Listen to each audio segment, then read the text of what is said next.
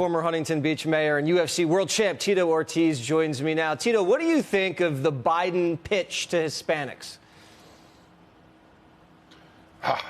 Pandering at its worst.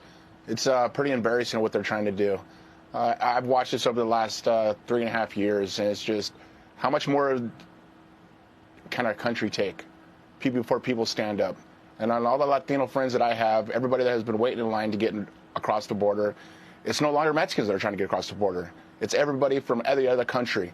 And it's just, I feel bad for our country right now. People need to stand up and make their vote be heard.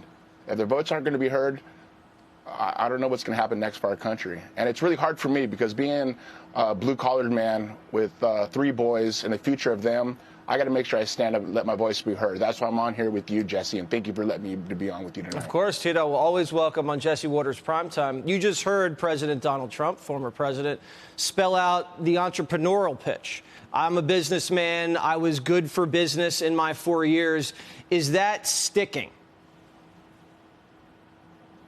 Well, you know, I think it really comes down to the things that when I lived in Huntington Beach, California, I had 5 businesses. And you got to understand, I've known Donald Trump since 2000. I fought at his casino at the Trump Taj Mahal. I worked on The Celebrity Apprentice with him. And to see what type of businessman he was, what type of father he was, what type of patriot he is for this country, for a billionaire to step up for this country and willing to risk everything to protect this country, my hat's off to him. And I will support him till he's no longer around. And that's the way I feel. But I think there's a lot of Latinos that feel the same way because they come to this country to make sure that we have our faith, we have our family, and we have our freedoms. These are the things that this country that cannot lose.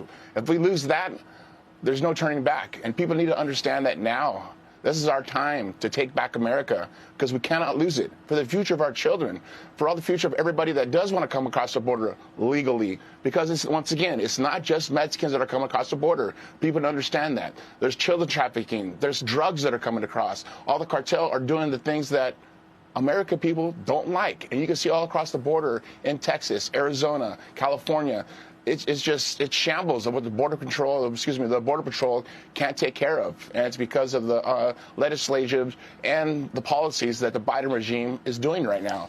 And it's sad for this country. And I hope people listen to me as a blue-collared man that has to relocate here in Florida, open my own business, Tito's Cantina, Tequila Bar and Grill, here in Cape Coral, to redo the American dream. Because I lost everything after 2020. And it's hard for me because I'm still trying to take care of my children as a blue-collar man. So for me, speaking to the public, speaking to everybody here on Fox News, and Jesse Watters, thank you very much for having me on here. But at the same time, people, we need to come together. We need to make sure that we make America great again because it's very, very important.